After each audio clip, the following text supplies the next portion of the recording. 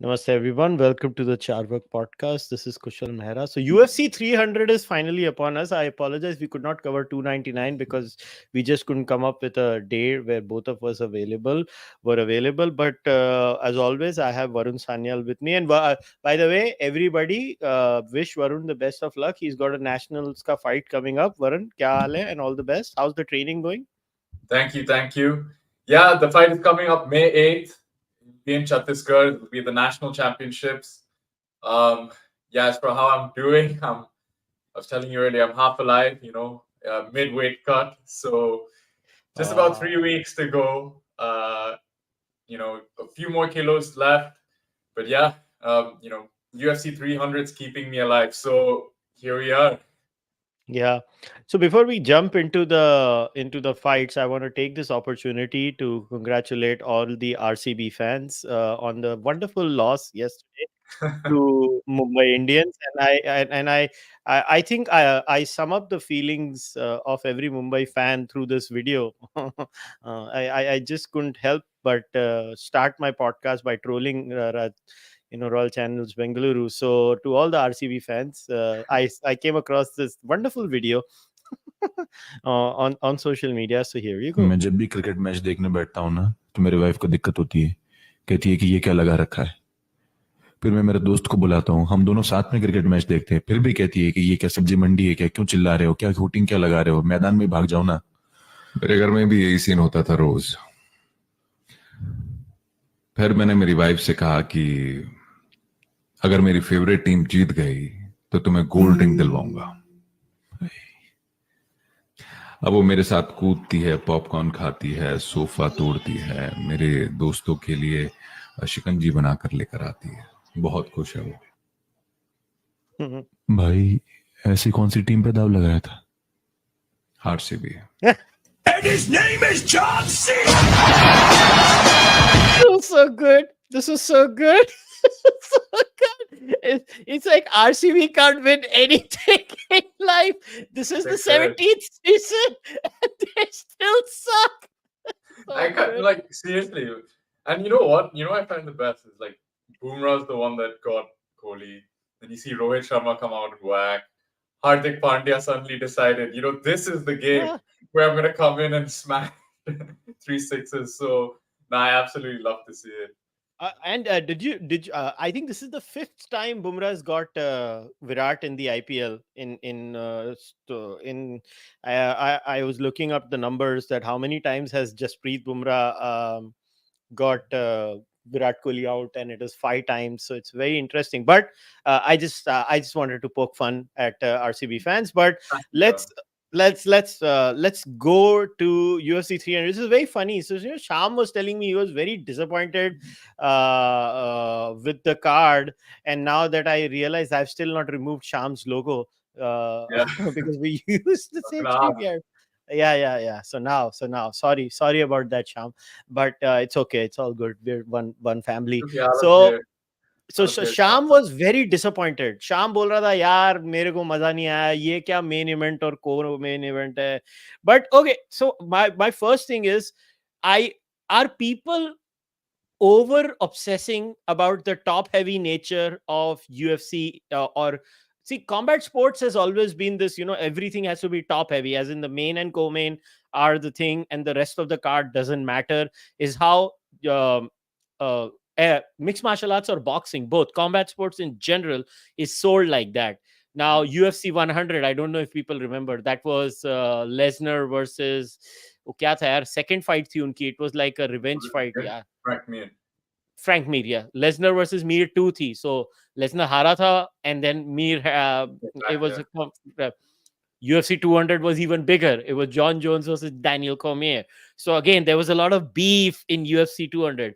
And here the thing is that, okay, the main card is like, what is the main card? Alex Pereira versus Jamal Hill. Are they awesome fighters? Yes. But there's no beef. And the co-main is like Zhang Weili and Yan Xiaonan. So they say there is no beef. So let's before we get into the fights, how do you feel? And forget that you're a professional fighter, you're training, and you're a fight nerd. But do you think the fans have a bone to pick that it's like not top heavy? You know what? First of all, I know you're the most excited for the Whaley fight. And the, what's it? Jessica Andrade fight. I know those are your main fights you're waiting for. But no, to answer your question, I think, I was talking to Sham about the same thing. And I even put out a tweet. See, in terms of fight quality, in terms of the champions on the card, the kind of fighters that we have on this card, there's never been a card like it. And you can't dispute that. The standards of fights that are going to be put out are second to none.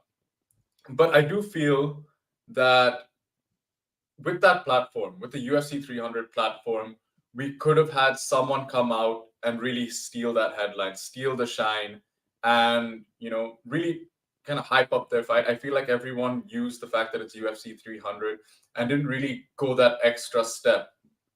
So that's one. Secondly, I think they could have easily played off the student trying to redeem his coach's loss. I think they should have really played into that. I thought that's one place where they really missed. And you know what? Up until last night, however, I had this kind of mentality, but then Dana White announced the 300K bonus. Yes. And you know what? Had they announced that earlier, oh my God, I think the hype would have been on a completely different level, because holy shit, is that insane. Yeah. So I just wanted to play that clip. I had actually bookmarked that for our viewers and listeners. I mean, it makes me happy that Dana has done that. And so this is where he announces. Both guys want bonuses raised from 50K for the special card. Can we make this happen? What should it be raised to? 3 times. 100,000. 300. Go 3 times. 300. 300. 300. 300. It's done. Let's go. Let's go.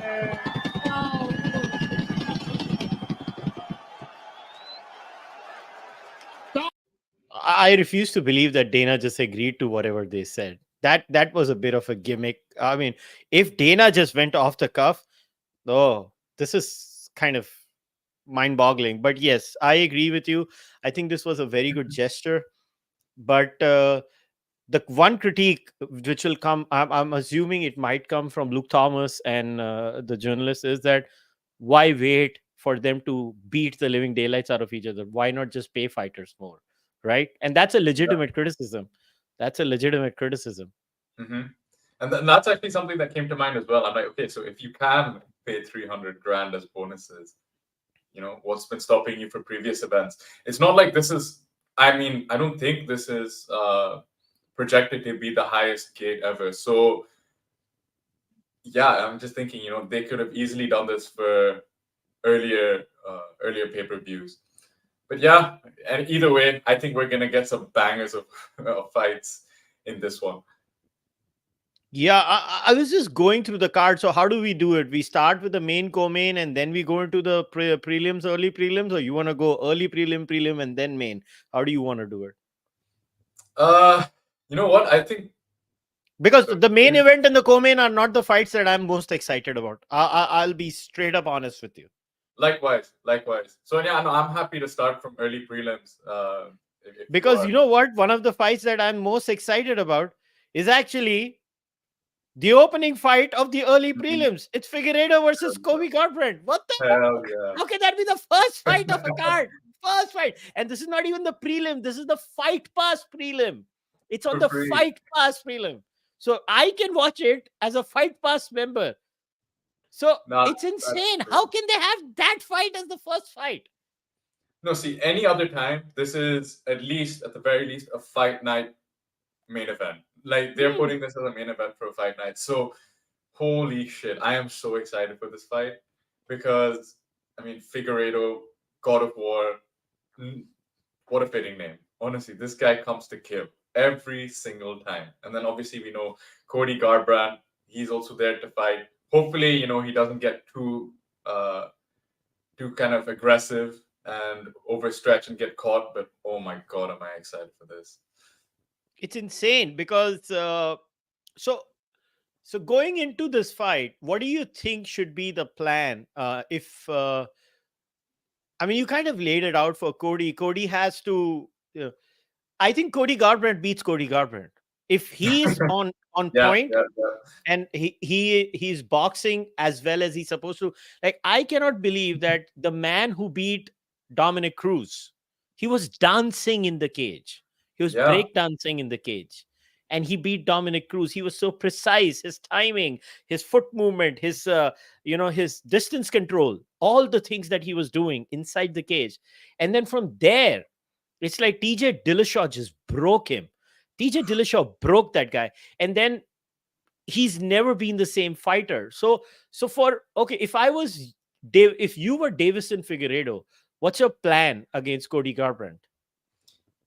So I think it's really important that you mentioned the TJ Dillashaw fight, because before he got knocked out, he actually had Dillashaw hurt bad, like real bad.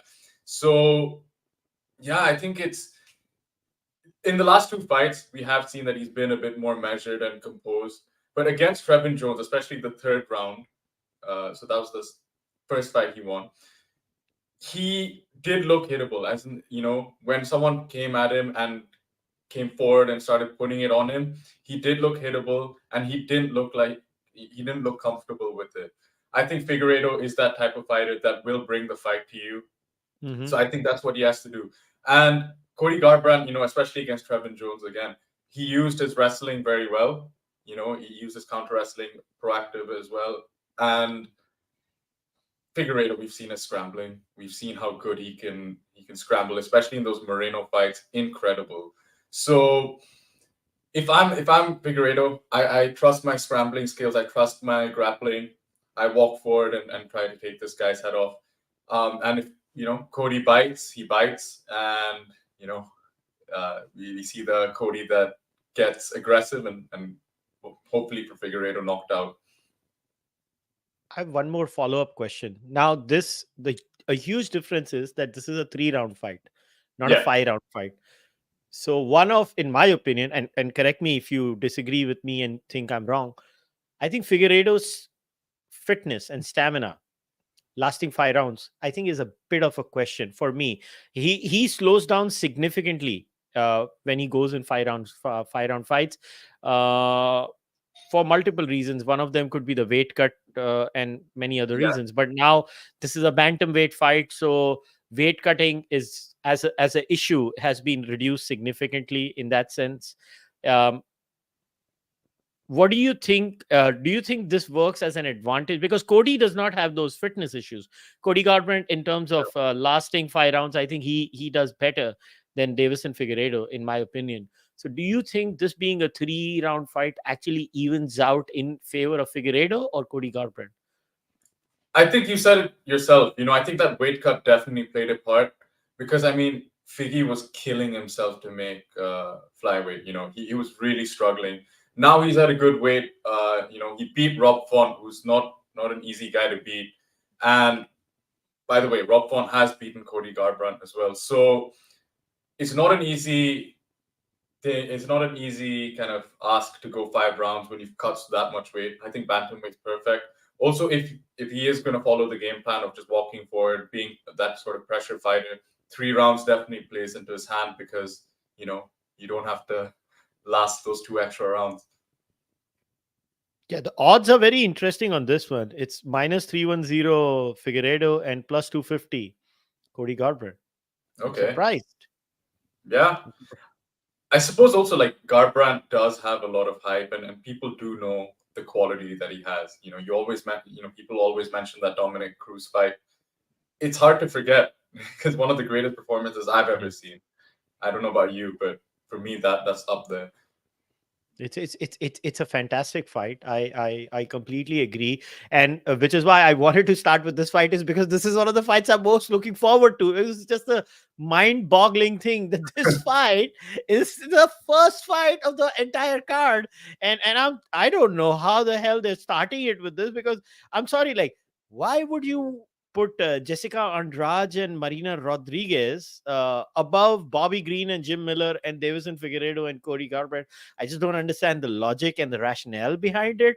I don't know why they've done it. And I'm nothing against Jessica Andrade and Marina Rodriguez. I just think if it was Jessica Andrade versus another, all guns blazing kind of a brawler, then I'll say, okay, put it above. But it's not the case. But before we go to Jessica Andrade's fight, the next one on the card is Bobby Green versus Jim Miller, the veteran Jim Miller.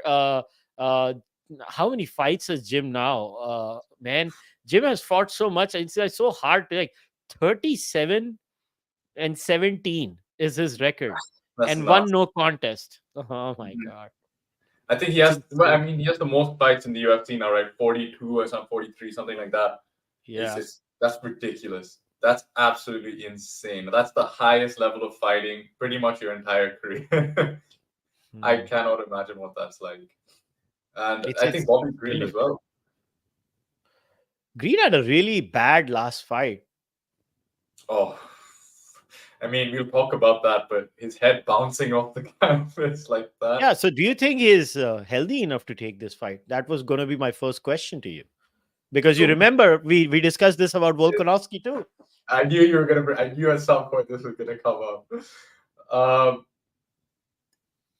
When was that fight?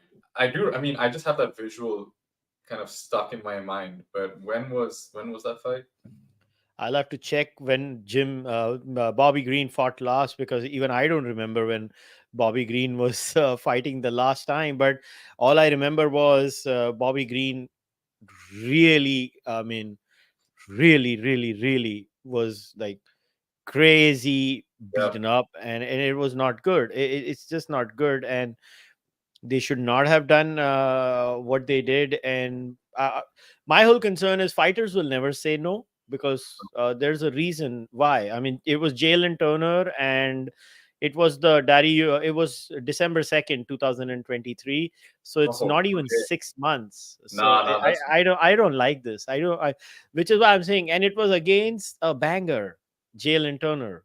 He hits hard, man. Yeah, and I mean, and it was a first round knockout. It was not good. I think it was around 2 minutes and 50 seconds or so at that time. It was not good. And do you remember the ref also did not do a good job? No, I thought the ref. His head just bouncing off the canvas, right? Yeah, it's not good. I sincerely believe, you know what happens is they go around. I'm sure they must have paid Bobby a little more money, because that's how the UFC works. And Bobby must be like, listen, I have a limited career. Let me go and take this fight. They must have, given him a little bit more money, and he must have taken the fight. But no, it's not nice. I don't like it. Bobby Green is now at the end of his career, if I was to say this with all seriousness. And I just don't, I mean, I feel bad.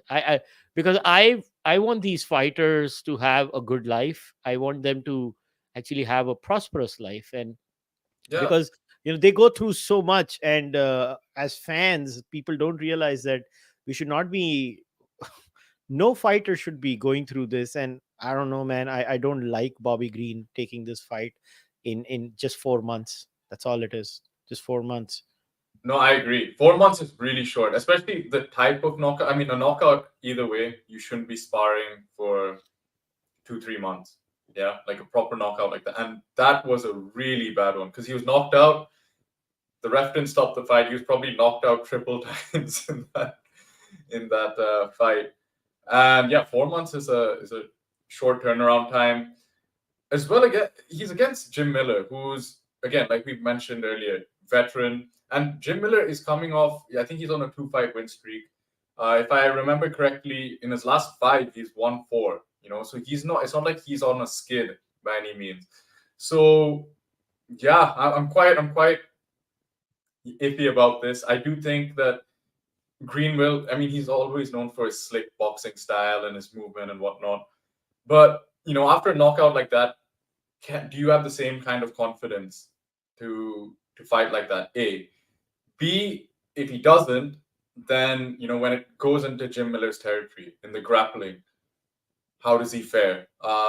In my opinion, I think Jim Miller's got this, simply for the reasons that we've mentioned. You know what's the interesting thing about his last 6 fights? There is only one fight that went all 3 rounds to decision, and that's the one Jim lost. All the other fights were either a victory through submission for Jim or TKO KO. All Exactly. five. All five. Exactly. So it's like, again, it's not like he's fighting top 15 guys. I mean, now I think, if I'm not wrong, Bobby Green is 14. But aside from that, you know, even if he's not fighting the top 15 guys, these are UFC fighters. You're getting finishes, not just, you know, kind of scrapping through a decision. So yeah, I think this is a short turnaround time. It's quite sad to see. Yeah, I'm not a fan of this, but hey, I'm not the UFC. All right, next fight, because I think the fight between Jim and Bobby is clear. Jim's going to try to take him down and submit him. Yeah. That's all that's going to happen, and Bobby's going to make sure he stays up and he tries to spar. Bobby's got a great jab. It's going to be that fight. So if it goes in favor of Bobby, it has to go all 3 rounds. If it goes in favor of Jim, Jim has to submit him, in my opinion. Right. No, I agree. I agree with that. Yeah, so that's pretty much that fight. Now, Jessica Andrade versus Marina Rodriguez. Can I just say Jessica Andrade should win this fight comfortably? You think? I don't know. Yeah, I think she'll win. Oh, okay. If it goes beyond first, say, 2.5 minutes of round 2, then Jessica Andrade is in trouble, because she's just gonna go boom. She wings it. She just goes round. She throws such round punches. Like she's just going around like this. It's so weird because she's got a very different technique. She's not precise with her striking. It's more volume. Like she just goes kind of a thing. But she hits hard. She does, like, she's got power. You know. Yeah. No, I don't know. I don't think that she had, like, I think Andrade, she's had her time. I think Marina, for example, is, you know, she's had 2 losses in recent times, but she did beat the person who's fighting Weili. She fought Yan Xiaonan, and she won. So she's a very more technical striker. She's more composed. I think that someone like Andrade, who likes to come forward and be aggressive, if Marina is able to keep her discipline, I think that, yeah, she wins this by decision. That's most of her wins are by decision, Marina's, and clearly Andrade doesn't like that. Andrade is like, "Main tera muh tod dungi," kind of a thing. She only believes in that, right? Andrade, that's how she believes in fighting, and like I said, which is why I said because I had looked up the numbers before coming for the podcast, and I was like, if Andrade goes beyond the second half of round 2, then this fight is not going her way, because Andrade believes in knocking people out. That's all she believes in. She's just that. So look at her average fight time, man. It's just 9 minutes, and look at her fight time, 14 minutes. Yeah, it's so obvious.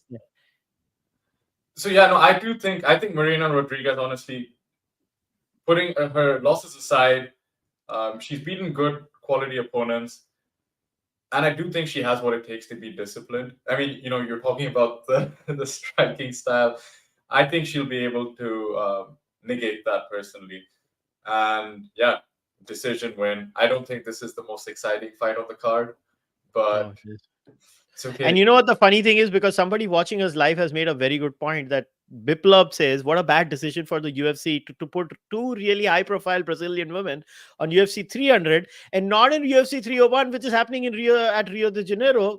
You know, absolutely spot on, because this is one of the things I was going to say. Why did they not put her in Rio de Janeiro? The crowds would have liked it. She would have gotten a pop over there. Nothing like that in the United States of America. I don't know why they didn't do it. They just, I guess the dates didn't match and they would not have liked it. So I don't know. I just found it kind of weird that they didn't do it.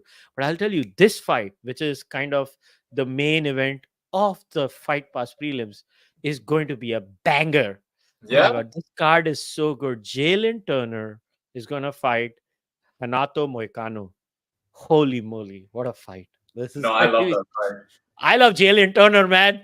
Jalen Turner fights, I tune in. He's so good. He's so good. He's huge. He's a giant. What, 6'3" at lightweight is not a joke.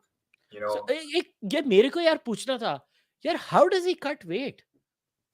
I don't know. I really because he No, does because fight you know fighters, so you guys must be talking when you train. Like ये बंदा कैसे cut करता है weight यार? इतना लंबा है. Yeah, I like the thing is he probably has 0% body fat for starters. And he has missed weight though. He has missed weight against Dan Hooker. He did. Yeah, he did. To make weight, and yeah, I don't know. I think it's a lot of water weight that has to go down. Probably loses some muscle mass because he doesn't look like someone who puts on a lot of fat. I may be wrong, but he doesn't look like someone who gets fat easily. So yeah, it's nuts that he makes lightweight at 6'3". So so let's discuss this fight a little bit more. Okay, Yeah. so you're the expert. Tell me what okay, we again in this fight we know what Jalen Turner can do. Yeah. Right? We know Jalen's plan is kind of हमको पता है Jalen के stats हमको पता है. I mean, I'll just put the stats up and people will be like, wait, this was expected. 71% of his wins are by KO TKO. Yeah, no surprises there. Yeah, and 0% of Renato Moicano's fights are KO TKO. 0. Yeah, now this is something I wanted to talk about, which is why I was like, okay, as much as I like both fighters, I love Jalen Turner. Lots of excitement. Obviously, in recent times, Moicano has become really exciting in terms of the mic, his YouTube channel, and he's somewhat of a fan favorite now. But I don't think that as a matchup that this is as close as people are saying, simply for the reason that if Moicano was to win, their reach disparity is so huge that Moicano's key to victory will be to get in the inside, land that big shot to put Jalen Turner out, or do what Garbrandt did and be relentless with his takedowns. So there's two things to that. First of all, he's never knocked anyone out, right? So I don't know if he's going to do that to Jalen Turner. Secondly, I mentioned Garbrandt. Garbrandt is an extremely good wrestler, right? And Jalen Turner, if you ask me, actually won that fight in terms of if we're looking at damage and whatnot. And, he did manage to stuff the takedowns. And if I'm not wrong, yeah, he has a 75% or something like that takedown defense rate. So Moicano is nowhere near in terms of the wrestling pedigree of Mateusz Garbrandt. So I just don't see where he kind of poses a threat for Jalen Turner. So can I ask this controversial question? What round do you think Jalen Turner knocks Moicano out?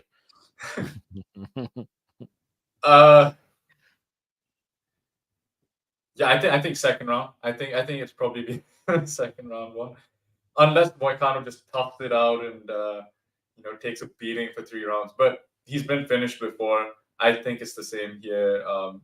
I just so let us make our picks right before we get into the next bit. So I'll give you my picks. Jalen Turner, Moicano. I believe Jalen Turner by TKO. Andrade versus Marina Rodriguez. I think Rodriguez wins by decision. I want Andrade to win, but I think Marina Rodriguez will win. Yeah, I think Bobby Green versus Jim Miller. I think Jim Miller by submission in round 3. Figueiredo versus Cody Garbrandt. I am clueless who will win because they're so good, both of them. But I'll go Figueiredo by TKO round 2. Yeah, I say Figueiredo decision, but I think Figueiredo wins. What about the others? So then for the Jim Miller fight, I think Miller wins same way. I think he subs Bobby Green eventually, or he just drags out a nice decision win. But again, given his background, I don't see that. Marina Rodriguez stays disciplined, gets the job done, wins by decision. She's not finishing Andrade. And Jalen Turner by knockout. I'd say he knocks Moicano out. Yeah, because I know Moicano has a chin, but holy shit, man. Jalen Turner can punch. His punch scared me. And also, one more thing I wanted to mention. Jalen Turner is a welterweight who's at lightweight. Whereas Moicano is someone who fought at featherweight, and now he's coming, and now he's been fighting at lightweight. So now you can imagine just how much of a size difference there is in this match. Wow. So one of our live viewers has said Moicano wins via submission. Oh, that's a brave pick. That's All a right. brave pick. Andrade via KO, Miller via sub, and Figueiredo via KO. Okay, that's interesting. That's interesting. Man, that's brave. Okay, now let's get into another banger of a fight. Sadiq Yusuff is going to fight Diego Lopes in the first fight of the prelim.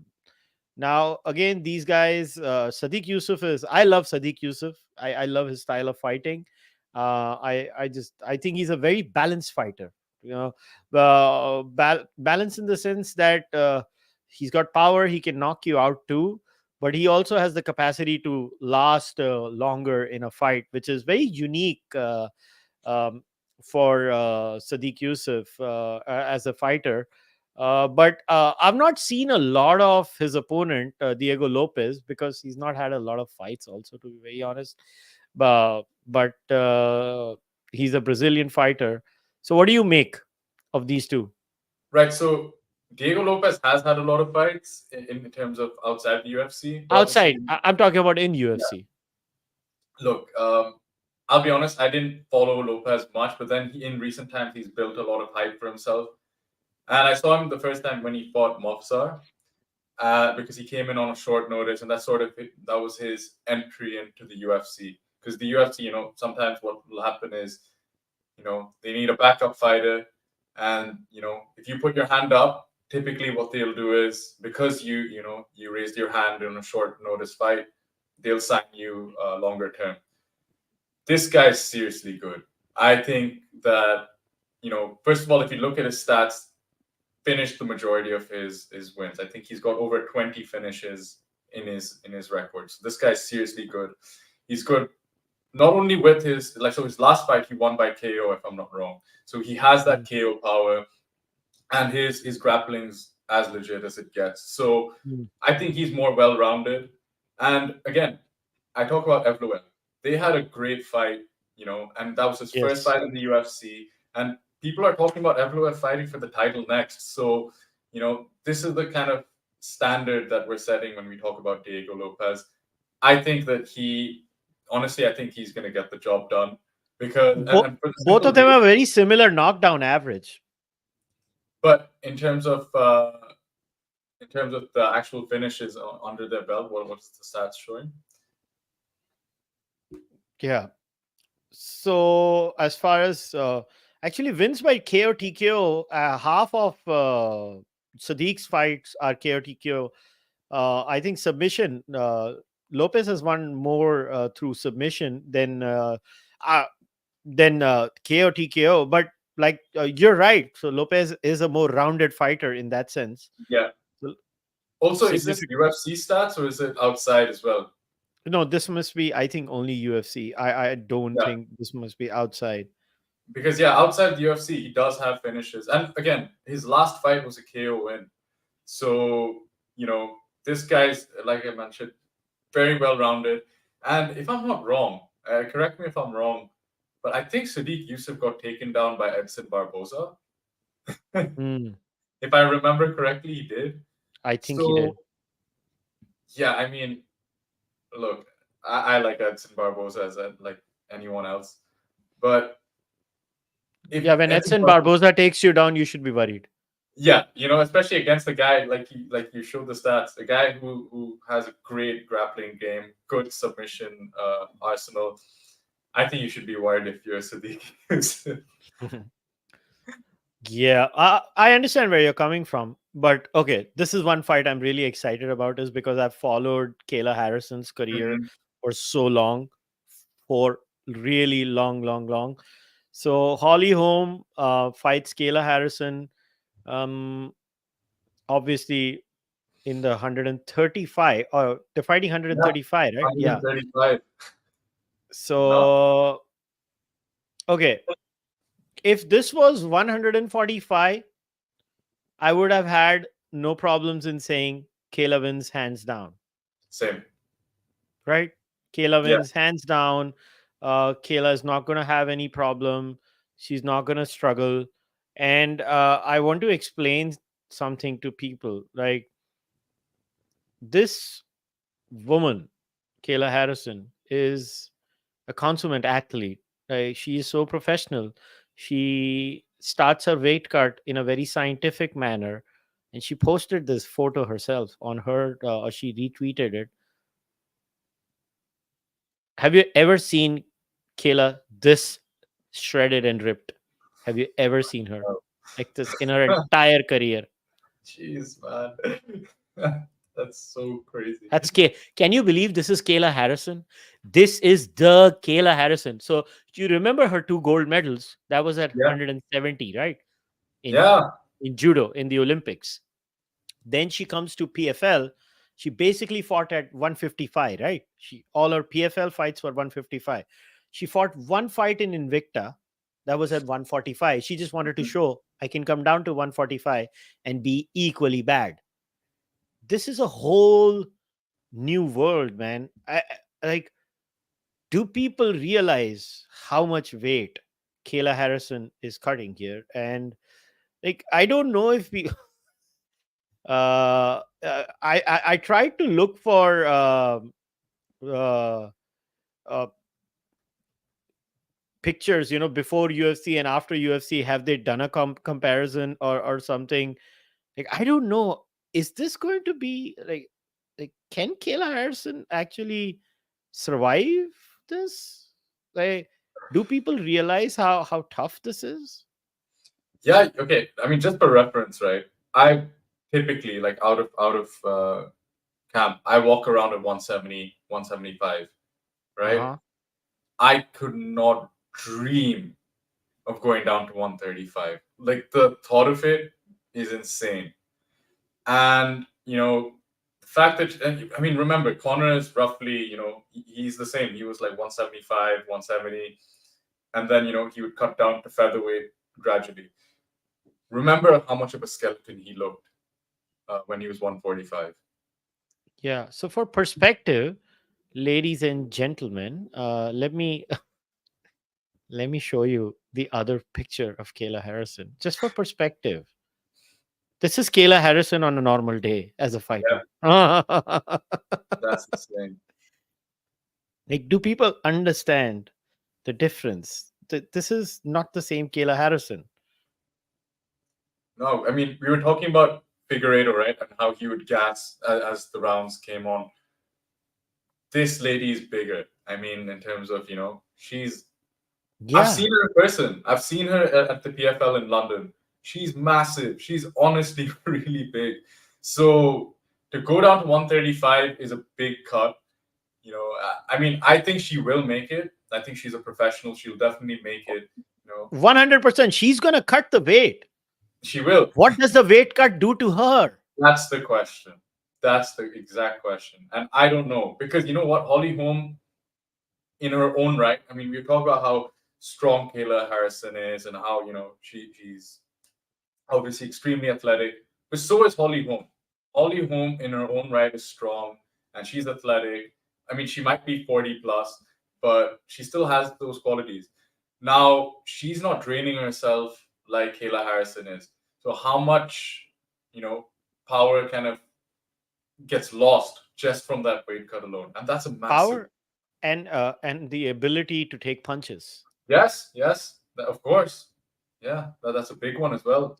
Especially against a striker like Holly Holm, who, I mean, no one need, just look at her knockout of Ronda Rousey. Obviously, that's the most famous one. But we know she has knockout power. She comes from boxing. She's a kickboxing and boxing Hall of Famer, if I'm not wrong. So, yeah, you want to have your chin in good condition if you're going to fight against Holly Holm.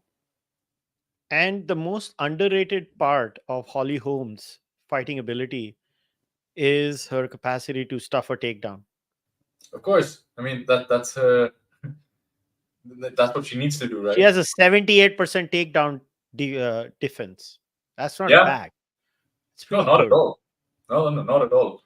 And again, like, there's no... I don't know if you've seen Kayla. Of course, you followed, but if you've seen Kayla Harrison... No, I've seen all her fights. She's seen her striking. manage to, yeah, she's not good in the striking. I'm being very honest. Kayla Harrison has one game: grab you, put you down, Yeah, ground and pound, and exactly. that's all. Exactly. That's her game, and sub you. That's what Yeah, she's known for. Everybody knows what she's gonna do. But the exactly. point is, can she do it efficiently to Holly Holm? In 145, I would have said absolutely she would have done it. She would have literally, manhandled Holly Holm. I agree. Manhandled. Yeah. And she would have just dominated Holly Holm. But on 135, the strength has reduced. Can Kayla Harrison do it in 135? If she does this to Holly Holm, then I have no problems in admitting Kayla is going to become the champion then. Because if she does it to Holly, then I don't see any competition there. What, Pennington is the competition then? No, she's gonna kill I, Pennington. I think she'd absolutely run through Raquel Pennington. I think she, even a 135 Kayla beats Pennington. I think Holly Holm is the real challenge. Yeah, because that's a good test, right? Someone who's strong, athletic, so that's kind of, I don't know if you can compare their strength and whatnot, but it's a good test that way. Then again, good takedown defense and the striking. I think that's the biggest one, because if Kayla Harrison cannot get her game going, right, and if that weight cut sucks, if, like, let's say the first round she really, she thinks she's going to go out there, outpower Holly Holm and get her way, and she just can't do it, it's going to be a very long round 2 and round 3 for her. And it's going to be a difficult one, because all Holly Holm will really have to do is dance around, pick her shots, and when she feels like it, knock her out. Yeah, because there's no striking, right? I mean, there's just no striking game. Kayla doesn't strike at all. No. So I'm really excited because I'm a huge Kayla Harrison fan. Like, I really admire her fighting skills. She's awesome. She's brilliant. She's a true great athlete. Like, you don't win 2 Olympic gold medals just like that. No. You just don't. In any sport, it doesn't matter. And she's brilliant, but let's see how she does. And now the next fight, Calvin Kattar, Aljamain Sterling, featherweight. Yes. Featherweight. Yeah. So Aljo's featherweight debut. Did you see how big Aljo has become? Yeah. Have you seen the photo of him at bantamweight and featherweight? Have you seen the side by side?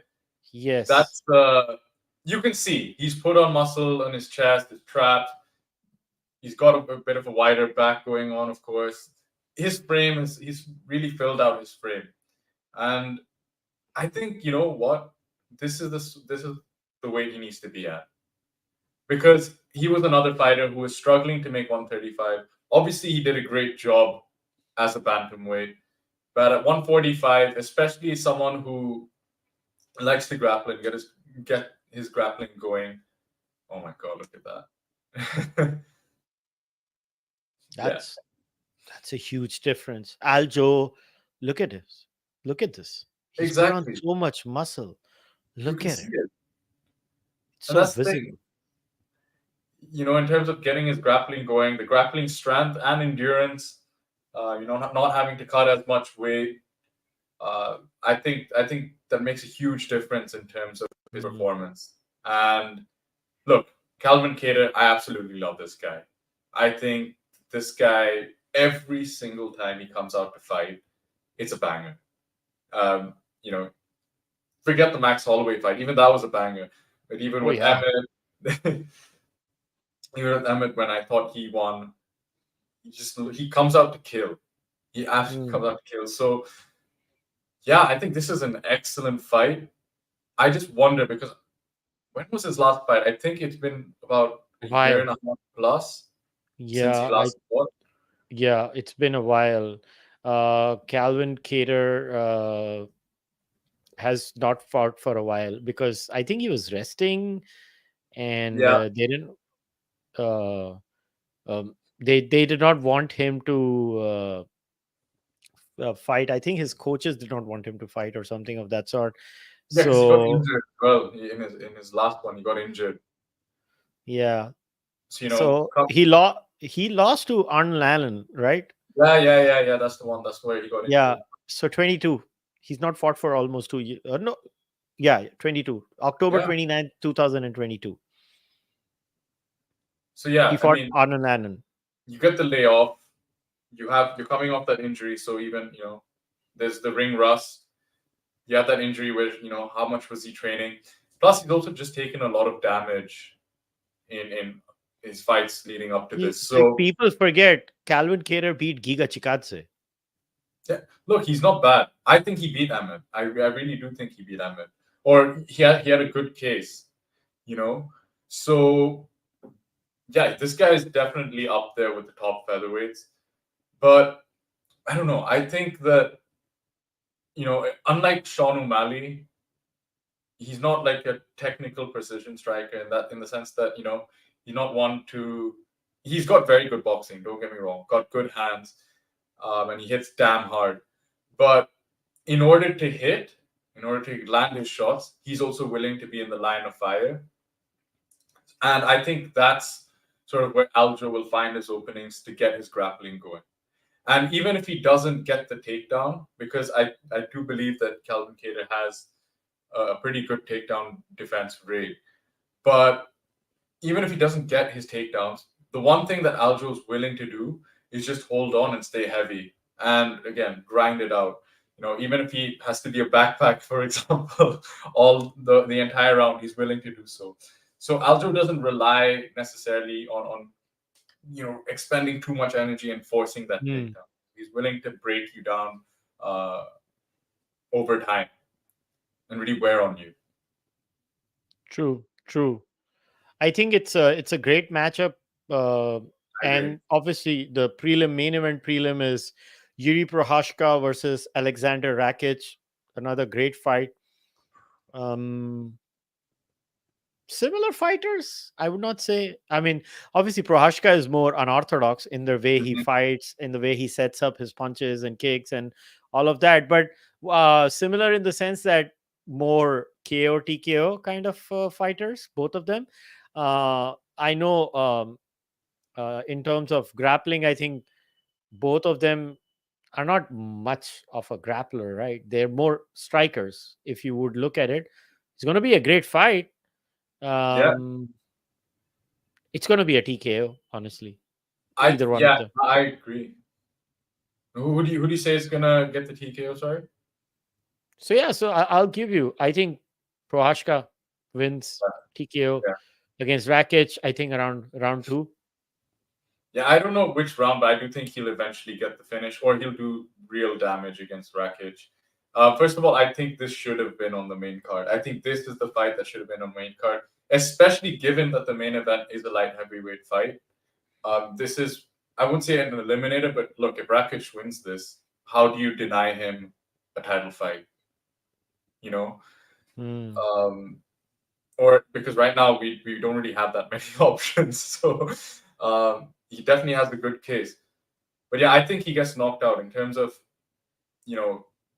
he likes to come in straight lines. He moves back and forth in straight lines. He will come to hit. But if you see his last fight where he got that was a really nasty knee injury, he was getting hit by Yan. He obviously got the takedown and he had some success with Yan. But yeah, he was getting hit hard by Yan, and that was just by moving back and forth. If you're going to keep walking in straight lines, especially against a guy like Yuri, who comes with those different angles, like you said, unorthodox style, I think, yeah, exactly. You never know where the strikes are coming, and especially those elbows. I think that will be exploited, and I do think that eventually he'll take a lot of damage because, like I said, Yan hit him. Yan got him bad. And I just think that Yuri's even better when it comes to cutting angles. I think this fight should have been on the main card, and Bo Nickal's fight would have been better off as the main event of the prelim. But they switched the fights, and I don't think so that was fair. As much as I love Bo Nickal as a fighter, and I guess it's a marketing issue for them, they believe Bo can be a better marketing prospect for them. But hey, what the hell? I think some things in the UFC, or most things nowadays in the fight business, are literally driven by the bottom line. And as a purist or a MMA nerd, you can have all those things in your brain, but doesn't matter. Nah. मतलब, so Dana White will be like, देखो हमको पैसा चाहिए, हम पैसा के पीछे जाएंगे. I बस. mean, look, I've got my Penn State wrestling shirt on, right? Yeah. I've got it. I like Bo Nickel. I love Penn State wrestling. And we will obviously talk about the fight, but I do think that, come on, man, you've got the main event as a light heavyweight fight. You have to have your former champion, at least on the main card ahead of them. Yeah, they clearly don't care because he's not marketable. So here are my predictions for the 4 fights on the prelims. So, like I said, Yiri, Prochazka, I think second round TKO. Yeah. Aljo, I think submits Calvin Kattar in round 2 or something. Okay. Lopes via submission against Sadiq Yusuff. I find it so my brain, because if the weight cut is fine, I think Kayla Harrison beats Holm. But I just Yeah, don't of know course. what the weight cut is going to do. So I don't know what to do about Holm and Kayla Harrison. If my caveat is, if the weight cut is fine, then I think Kayla Harrison beats Holm. Yeah, of course. I mean, Holm's been submitted by Miesha Tate, for example. So I mean, I don't think that there's even a comparison with Kayla Harrison and Miesha Tate's grappling ability. So There's no comparison between Kayla Harrison and anybody's grappling ability. yeah, for that matter. That's true. So yeah, no. But you know what? Just to make things interesting, I'm going to predict that weight cut's tough and Holm gets the job done, gets the upset. Because you also have to remember, this is her first fight in the UFC. Yes. The pressure of UFC is very different. Like, a lot of former cricket players tell me that playing in leagues is very different than playing in the national team. The national team, the pressure increases. So yeah, UFC pressure is a little more. So what is our viewer saying? Yiri KO, Aljo via decision, Lopes KO Lopes. I mean, I would have said Lopes submission, but okay. I said Lopes And Holly via head kick or knee KO. That is so specific. My bad. Yeah. You know what? I'm going to go with that. I'm going to go with that as well. I'm going with the head kick or knee. So she's gonna, like, I got Ronda Rousey, the gold medalist. I got Kayla Harrison, another gold medalist. All right, now we're in the main card. So Bo Nickel versus Cody Brundage. Bo Nickel wins. I think he's gonna steamroll Cody Brundage. Like, why would they do this? Well, it makes sense. Sham couldn't join us. He's saying can't join today, but please discuss why 300 isn't as hyped of a card unless you're a giant MMA nerd. No great storylines except for Yiri Rakic. Yeah, no, we talked about it, right? Like they had angles in their hand that they could have kind of come with. Again, the redemption story for Alex Pereira for Glover could have gone with that. They just for some reason didn't. But I think the strategy was we make so many big fights that the overall card sounds amazing. Yeah. While there is no story that, look, I understand that's why I said, in UFC 100, we had the beef between Brock and his opponent. Yeah, right. Then in UFC 200, so we had a real beef. Like Johnny Bones Jones and Daniel Cormier still hate each other after all these years. Yeah, and they still make jokes about each other's wives. I mean, that's how bad it is between them, between Johnny Bones and so yeah, you can't match that level of beef. Okay, if not this, what would you have done as a main event with that level of beef? Like, you can't top 200 level beef. What would you have done? That's the thing. You know what? I find it tough just because I thought 298 and 299 was so good in terms of their main events and whatnot that it made it tough. Like, this felt a bit like, okay. But I was happy. I mean, in fact, when I was on Sham's podcast earlier this year. I predicted this. You can go find it. I predicted that this would be what they're looking at. I said Pereira and Hill because it's just what made sense, and that was the only sort of fight that was left.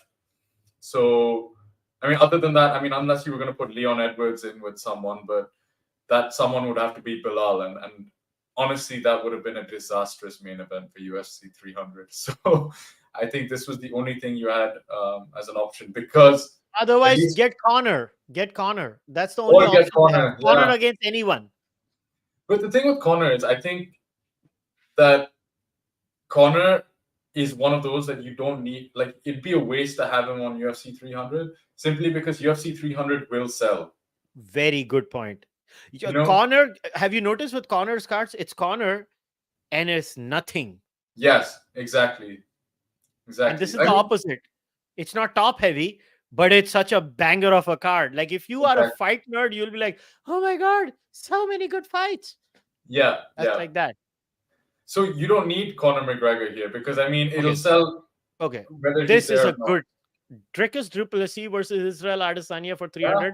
Now, that's a good one because du Plessis and Adesanya do have a beef on that. Who's the real African and all of that. Yeah. So good suggestion, Biplop. I like this suggestion. But it's not going to happen. I think Israel is taking a break. I think Adesanya doesn't want to fight for a while. I think he's just recovering mentally and physically both. I do think that was offered as well. I think that was offered. I think DDP turned it down. Yeah, he's injured. He says, I need time. Yeah, he needs time. And the second thing is, if you watch the press conference or an interview, Dana did mention that UFC Africa is on the card this year. So, I mean, it's a no-brainer who's going to headline that. You have an African champion. You have to have that in Africa. So, yeah, I do think, I agree with that. I think that would have been a good headliner. But, again, that'll sell on its own. A DDP versus Adesanya with that storyline will just sell on its own. So I think this is the only fight that really made sense. Because at least Pereira on his own is a star. Like, there's no denying it. So, yeah, why not? Yeah. But, again, so coming back to the Bo Nickel fight, I think Bo Nickel is going to win in the first round. He's going to steamroll Cody Brundage. And I don't know why this is in the main event card, but it is there in the main card. But now I'm going to the one fight that I'm most excited about in this entire card. It's Charles Oliveira versus Armin Tsarukyan. This is the fight that I'm most excited about because if you look at the styles, it's a good clash. This is the fight to me of the entire card because I don't know who's going to win. I don't know. Both are equally good and likely to win. I don't know who's going to win. I'll say for the next two fights, but this one is excellent because, I mean, look, we don't need to harp on about Oliveira's grappling skills. He's excellent. Everyone knows that. Excellent jiu-jitsu. And, obviously over the years, he's built that ability to pull something out of the fire. And, even when it looks like it's going bad for him, he finds a way to win. And that's that champion mentality that he's developed over the years. We've seen that. But Armin Tsarukyan, oh my God, this guy is seriously talented. I mean, you just have to look at these two fights. Okay, his first fight with Islam, where he was just 23 years old. I think he was just 23. Comes up against an Islam Makhachev. And he handled his grappling pretty well. That's one. And two, this is one of my favorite fights ever. I've tweeted about it before. It's him versus Garbrandt. That fight, it was unreal. First of all, I thought Tsarukyan won that fight. And the scrambling and the sort of transitions that we saw, the pace, unbelievable. I mean, it's some of the highest level of grappling I've seen in MMA. This guy is a problem. And of course, then we talk about his last win to knock out Beneil Dariush. No easy feat. I mean, both of these guys have done it. But Tsarukyan, he's got that KO ability and unreal scrambling. So I think the two of them match up perfectly. Now, here's the thing. The only thing against Charles Oliveira in this is that he tends to be taken down slightly easier manner compared to Armin Tsarukyan. So that's the place where Armin Tsarukyan has his chance, because if you remember, Charles Oliveira faced the same problem against Islam Makhachev, right? And Dariush took Yeah. him down until No, he got yeah, KO. but I think Charles Oliveira, his what do you make of this? The first 30-40 seconds of him being taken down is where he tries to finish the fight. If that doesn't happen, then he starts losing his grip. Yeah, so he sort of looks. So people, they look at him. They're like, "Oh, he's got incredible subs off his back and whatnot." I think that the one sort of observation I've made is, okay, he uses those submissions. Yes, if he gets it, he gets it. But I think he uses those more for transitions or for scrambles. He uses that threat of like, okay, shit, he's gonna armbar me. Uses it as a scrambling opportunity, opposed to necessarily fixating on using that as a kind of submission threat, as an offensive move. It's more defensive. Look at the stats here. He has very bad takedown defense, 55%. But the thing is, he has a very high submission average. So does he allow himself to be taken down? Because he has very bad takedown accuracy, I would say, but it's still as good as Armin Tsarukyan. Tsarukyan has a better takedown average per 15 minutes. But look at his submission average. That's far better than Tsarukyan. Takedown defense, Tsarukyan has a far better takedown defense. So this is where I don't understand, because okay, again, he also eats a lot more punches. Yes. Here's the thing: his average fight time is very little, and he wins a lot by submission. So do you think that this bit 55% is because of the 62%? I don't know. See, I'd say this. I don't think he lets people take him down. I don't think any fighter would, because look, it doesn't matter how good you are off your back. If you're in the bottom position, you're always losing, right? Like, let's say someone lays in praise, for example. If you're on the bottom, you're losing. It's as simple as that. So I don't think anyone would kind of let someone take them down. However, yeah, I mean, if it goes to the ground, like I said, he uses those transitions, he uses that chaos, and his scrambling ability, his excellent scrambling ability and transitional ability to get those subs. Now, that's where I find this fight interesting, because a guy like Tsarukyan has shown that his scrambling ability is excellent. He's able to transition well. Here's the other thing. I don't think that, unlike a Poirier, a Gaethje, even a Chandler, if he gets, first of all, I think he's willing to take Oliveira down. Secondly, I think that, let's say he does land that shot that drops Oliveira, as we've seen him as we've seen in his previous fights. I think that Arman, just like Islam, will follow it to the ground. I don't think that he'll fear the grappling off his back like his other opponents have. So that's why I'm so excited for this fight. I'm very, very excited. So do you think Tsarukyan wins? Because I truly don't know who's going to win. But if I have to pick someone, I'll just go like Tsarukyan. I'll go. I mean, again, it's always hard to count out Charles, just because he's done it time and time again. But on paper, simply on paper, and given the sort of trajectory that Tsarukyan's on, I'd say, you know what, he's going to get it done. I think he has what it takes to do it. I just want to back it. I think he has what it takes. Yeah, I don't know. Let's see. Okay, now we go to the fight everyone is talking about in this entire card. Justin Gaethje versus the people's main event, as they would say. Justin Gaethje versus Max Holloway. Justin Gaethje doesn't need an incentive to beat people up. But now that 300K figure has been announced, what do you think Justin Gaethje is going to do to Max Holloway? You know what? People are saying this. Yeah, and people are saying like, oh, because you look at the last time Holloway was in lightweight, we saw him get beat. Like Poirier put it on him. But I was watching that fight just yesterday. It's not obviously Holloway got beat up. It's not like he didn't have his moments of success. He did have Poirier up against the fence, and he was raining down shots of his own. And people have to remember that was not a full camp. He didn't have a full camp. He talks about it himself. He wasn't at his highest level of fitness. I think he called himself fat. I was just a fat boy or something along those lines.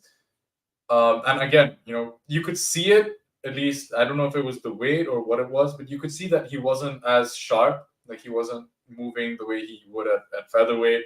And he lacked that speed that he has, that he's known for. If you see this fight, at least the build-up, man, he looks jacked. I don't know if you see photo. He looks jacked. He's put on some muscle. I heard his interview. He said that very openly. I've put on some muscle for this fight. But then my follow-up, it's great. You've given me the perfect segue, because this was going to be my question. If he's put on some muscle, so Max's style is touch, touch, touch. Yes. Break you down. It's more. I'm not going to say he's exactly like Nathan Diaz or the Diaz brothers, but like, you see what I'm trying to say?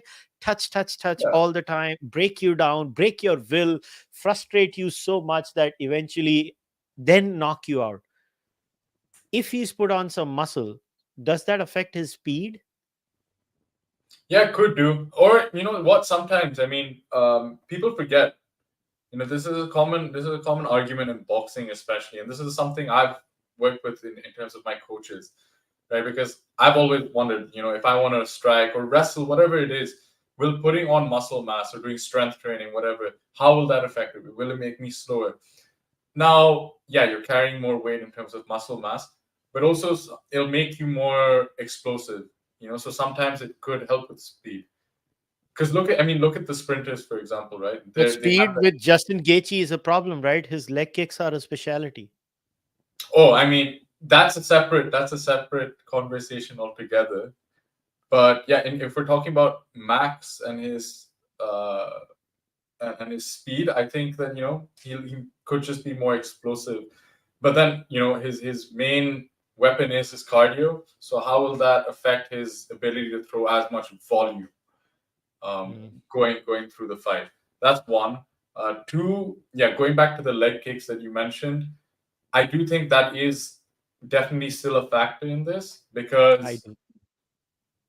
man, Gaethje is known for his leg kicks. He has leg kick finishes on his resume.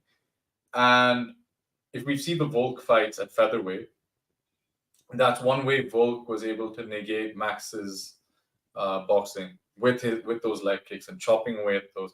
And someone who kicks as bloody hard as Gaethje and is willing to damage his own leg in the process, that's a huge danger. I think it's Max wins. I'm going to be saying the most controversial thing. No, I agree. I think Max wins round 4, knockout. He's going to break Justin Gaethje's will down. That's the thing. I think that Gaethje, obviously very durable, hits bloody hard. We've never seen Max go down. But he's very hittable. Yeah, and that's the thing. And now with that extra muscle mass, Tony Ferguson almost got him. Remember that uppercut? Second round. That left hook, if I'm not wrong, or uppercut, I forget. But dropped him, end of round 2. And we've seen him get knocked out. He's been knocked out before. Who's knocked out Max Holloway? No one. Exactly. No one till now. Even Dustin Poirier could not knock him out. No. I mean, again, everyone's chin has a expiry date, of course. So are we going to find out his expiry date? I really wonder. But I think in trying to find that chin, that's where Gaethje will be exposed in terms of for shots. And again, if we see the Max we're used to in terms of his elusiveness, his ability to box, head movement, whatnot, I think eventually he'll find that counter, and Gaethje will get hurt bad. All right. Let's go to the co-main event of the fight round. Something I'm not at all looking forward to. Zhang Wei Really? Li versus Yan. I don't care. Oh, I okay. like Zhang Wei Li. I don't care That's about what- Yan Xiaomao. Yeah. No, I love Whaley. I think she's sick. Wei Li is amazing. I love her. I am not a fan of Yan. I just don't find Yan Xiaomao's fighting style very interesting. I was like, it's just boring. I don't enjoy the fighting style. I know she's a good fighter. I'm not saying like Yes. it's just not my thing. Yeah, I'm excited just to watch Whaley. I mean, I anytime she's in the cage, she puts on a banger. She's out there to fight. She's scary. She's like an experiment, a Chinese experiment. You know. Have you watched Black Widow? Yes. She reminds me, that So program Scarlett that- Johansson wali, right? That's the one. That's the one. Yeah. Yeah, Whaley reminds me like she's like one of those. She comes from one of those assassin programs that she's been sent. She reminds me of like a Chinese special assassin. Mhm. So there's her, and then Yeah. there's Valentina as well. Those are the two that come to mind. No, Valentina is brilliant. But I don't know. It's just like I think Whaley is going to win comfortably. Yeah, This is my me too. prediction. Comfortably. But I I will just don't. I don't see how Jan just wins this fight. Like, how do you? They've not even announced the odds for this, which is so weird. Yeah, it's so it's so skewed. You know, in the entire card, every other fight has its odds on, but Whaley's fight does not have its odds on. Yeah, Dana was probably like, okay, let's make this interesting. Let's manipulate it somehow. No, just look at this. Huh? Look at the odds of Bo Nickel versus Brundage. Yeah, no surprises there. Minus 2100 Bo Nickel, plus 1100 Cody Brundage. Oh my god. Okay, Charles Oliveira and Armin Tsarukyan. I was expecting this. The odds are very close. Gaethje, Holloway. I was expecting this. Odds are close. Really, there are no odds. Nobody cares. So I guess we go to another fight that I think it's a good fight on paper. Yes, I know. It's a disappointment for people. So let's go to the main event. Alex Pereira, Jamal Hill. I'm going to say something very controversial. I don't think so. It's a problem. Alex Pereira is going to win this one comfortably. I sincerely believe that. Yeah, I think there's so many factors that tell me that Pereira is going to win this. Again, MMA will always throw curveballs at you, but at least given what we know, yeah, I think it's very hard to give this to Hill. I think Pereira is easily the favorite in this. But why do you say that Pereira has got this? Jamal Hill's fighting style is he's also a striker, first of all. So let's look at the grappling statistics of Jamal Hill. And by the way, Sham is also joining us. He just got free now. So he messaged me, should I join in? I was like, come on and hop in. So Sure, I just sent him the link. And so look at this takedown. There is no takedown. So we know this is going to be hands and legs, right? That's interesting because I wanted to show you this statistic. Did he not? I swear he took down Glover. No. No, I think that's wrong. I think he did. I'm quite certain. This is what the UFC has shown, right? So you have this. So we know what's going to happen, right? This is how they win. Yeah. So average fight time. Okay. So now no surprises there. And now we look at this. This is all we needed to talk about. Significant strikes, right? This is all we need to talk about. This is where, okay, tell me. You're the fighter. Explain this. Break this down for me. I'm going to have to put this on full screen. 1 second. Yeah. So tell me how do you break this down? You want me to read it for you? I can do that. So strikes landed per minute is 7.31 for Yeah. Jamal Hill, 5 for Alex Pereira. Significant strike, 62% for Alex Pereira. He's more accurate, clearly, and Yeah. 54% for Jamal Hill. Strikes absorbed per minute, Alex Pereira 3.65, Jamal Hill 3.35. Defense is 50%, Alex Pereira 47%, Jamal Hill. Listen, I just think Jamal has obviously, does Jamal have a chance? Obviously he does. But I Yeah. just think the precision of Alex Pereira as a fighter, Yes. the precision aspect of just how good Alex Pereira is. How does he beat Jamal Hill? Okay, so there's two things that, like, so you wanted me to break this down. Now, first of all, we talk about the lands per minute. Yeah, we can see that Hill has more lands per minute. But if we talk about Pereira, he picks his shots, and when he lands, he lands. Like, it's gonna hurt you. He doesn't. There's no wasteful sort of shots. Even those small calf kicks, they don't look like much. He doesn't telegraph them. He just sort of snaps them out. But those hurt. Those really, really hurt. And so that's why you see the significant strikes. The percentage is in favor of Pereira. Now, in terms of the defense and absorbed per minute, you can see that Pereira has more. But also, we have to remember, I mean, Pereira's not had that many fights in the UFC, and 2 of them were against Adesanya. Okay, Who's so literally the best. who's literally one of the best, if not the best, kickboxer we've ever seen in MMA, right? So I do think that also plays a big part in terms of his defense and strikes absorbed. Because, yeah, if you look at the level of opponents they faced, Pereira in his short career would have faced much higher level strikers. So that's why I do think that it's skewed that way in strikes absorbed per minute. But again, this guy doesn't waste his shots, takes all the chances that he gets, and when he does land, it hurts bad. I think that there's also one big factor coming into this, that he likes to throw that leg kick. He likes to beat the legs up. Hill is coming off a really nasty ankle injury. That injury can end careers. The Achilles tendon tear. That can actually end careers. I really wonder, his first fight back, coming up against a lethal leg kicker against just like Pereira is, I really wonder how that plays out. I think that Pereira, if I'm him, I'm going for those legs and really trying to beat them up.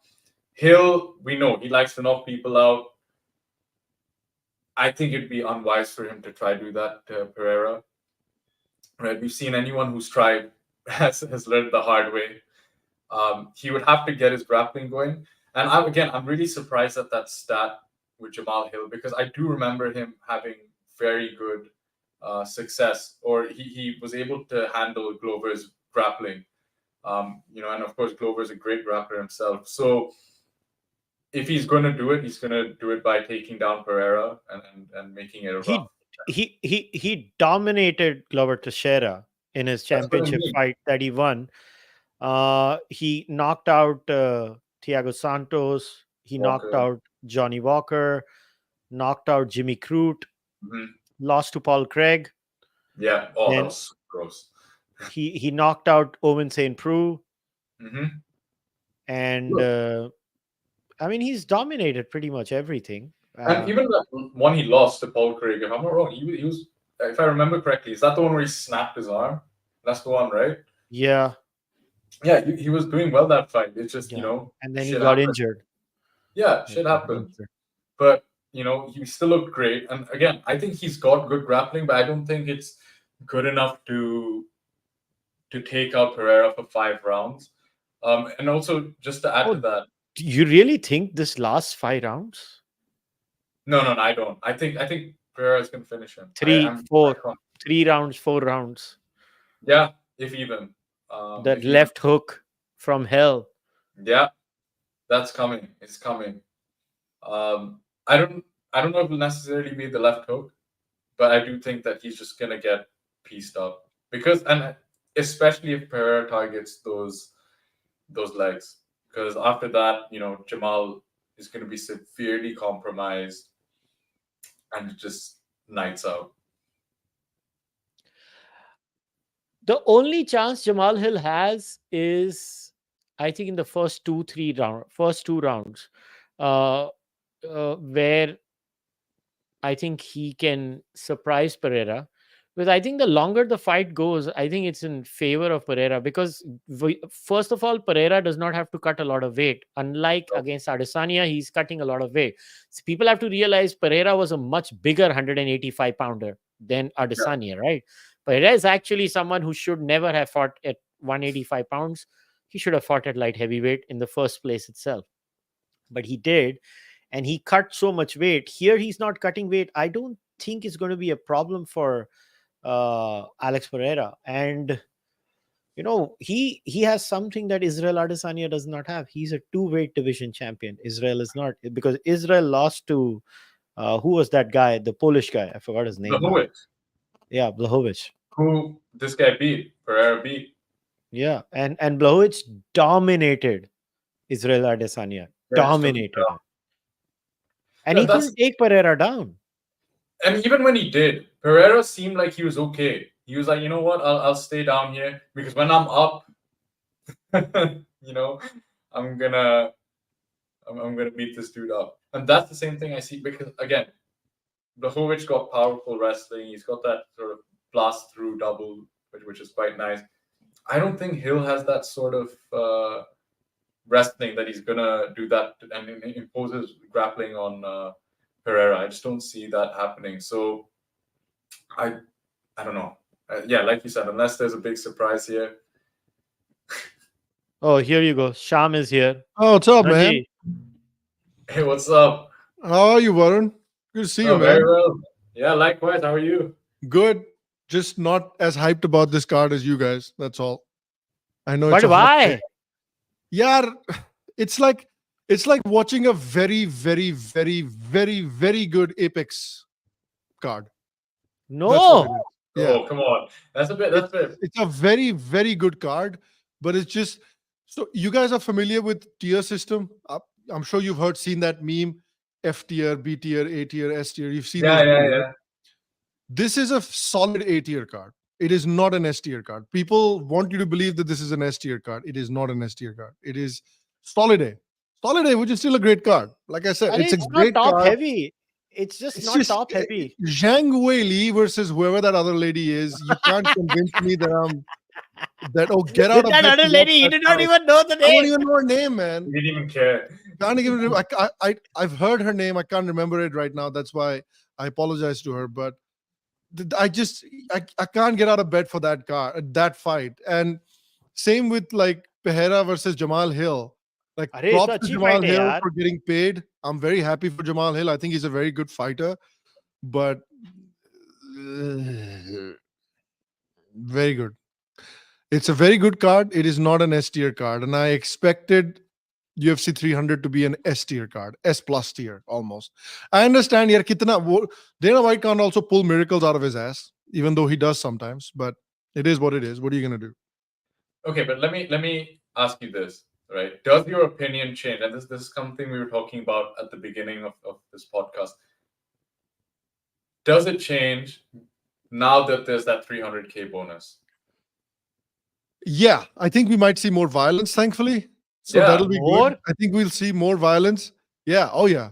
I think we'll see more violence. I think each fighter is going to be trying to kill the other fighter because he's like, yeah, itna paisa milega to life set, That's he making more from the bonus than he will just for showing up. Like, exactly. Exactly. So that Mike Bone guy, every single fighter should go thank that guy that asked the question in the press conference. So yeah, I am excited for that fact. I just think what they needed, I think what the UFC needs to do is, because they need to hire Uncle Chael as like a full-time storyline writer. Like, that should be his job, like a full-time storytelling officer. That should be his job. Chief Storytelling Officer, CSO. That should be his job, where he writes the story for every fight. He tells the fighter, you go say this. The other guy, you go say this. Sell the fight. Get normies like that idiot Sham excited for the fight so he pays for the pay-per-view. That's what you need. If you go to Uncle Chael's YouTube, he'll give you a storyline for every single fight. Oh yeah, You can see that he's just frustrated that they don't. Why aren't the fighters saying these things? Why can't you sell these fucking fights like I used to sell fights? And I know not everyone's Uncle Chael, but you can learn. You can be taught. he sets Right? out the You learn blueprint how to every fight. You time. can learn how to speak. No, Right? 100%.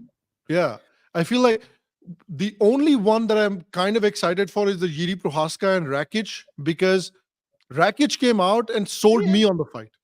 He Yeah. came तू out and क्या he बात said, कर रहा है यार? he एक came out minute. and he said, Jiri Prochazka, Fights to they. this guy is fake. He's completely fake. All this samurai nonsense, it's complete bullshit. This is the fakest guy you're ever going to see. This is not a samurai. This is a common street thug. This is what Rakic came out and said. And I was like, that's very interesting. Now I'm interested. Now I'm a little bit interested. It's a great fight for a little. That's what I'm saying, right? For giant MMA nerds, this is a great card.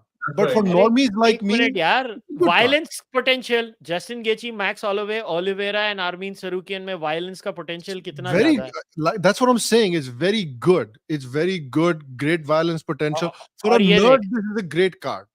देख Great also, card for nerd. Calvin और $3 लाख का ये जो इन्होंने शगुफा दे दिया, अभी तो Lopez और हाँ. सदीक यूसुफ भी एक दूसरे का खून करने की See, कोशिश करेंगे. Ashutosh Bajpai is 100% correct. In my opinion, he says basically आपको WWE चाहिए.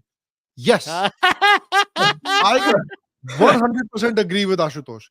In my opinion, the UFC is at its very best when it has WWE style storylines. That is when it's very best. You know, I messaged Varun offline on Twitter that I got hyped for that Khabib and everybody in the world got hyped for that Khabib Conor card because there was such a deeply personal storyline. With Oh my that God, Brock that was a Kane little card, too with that personal, Brock yeah. Kane card, I got so excited because it was like watching Godzilla versus Kong. You know, when Brock and Kane Velasquez fought. Same thing with when Brock and that other Uberim fought. It was Oh like my shit. God. It's like watching Godzilla versus Kong. Like, you know, it's a great story. That was that Uberim, that yeah. that was drugs Horse लेने meat. वाला Uberim. That That's was the horse one. feed Uberim. और that was Pre-USADA. pre-USADA Pre-USADA Uberim. full horse meat. Yeah, exactly. So Ah. I feel like, you know, people enjoyed Conor not just because he was a great fighter, it was because he has a great talent for selling fights. People Yeah, no, enjoyed Chael Sonnen because he wasn't an elite level fighter. He was a great fighter, but he wasn't absolutely top 1% in the UFC. But he was just so good at getting fights that he would talk his way into a main event. He Yeah. would just talk and people would put him in a Yeah. main event. But you know what, Sham, it's really important you say that because I don't know if you saw, but when we were talking, we were saying, you know, how would we have changed this card? So we were saying, would we have put Conor in the main event of such a card? And what I was saying was that a guy like McGregor, who sells fights no matter what, he would have been a waste on this card because this card is selling simply on the fact that they have high quality fights, whereas McGregor, just by being McGregor, will sell, right? Yeah. But I do agree in terms of the storylines as well, because again, this is entertainment. As much I'm a fighter myself, right? And you know, I love to wrestle fuck. That's my style. But I'm not going to expect to feel like with my style of fighting, I'm not going to expect it to sell out Madison Square Garden or Wembley. Right. That's it. You have to have something behind it. You have to have that persona. Khabib, for whatever it's worth, Colby Covington, these guys have that wrestle fuck style. Chael Sonnen as well. They have that wrestle fuck style. They understood that. How did they sell their fights? It's everything outside of it. Do you remember that Colby used to say he was going to get cut before he went into that persona? Yeah. Exactly. And, you know, you see like a guy, and you know, you talk about fast track to the title with your mouth. Another example is in more recent times is Masvidal, right?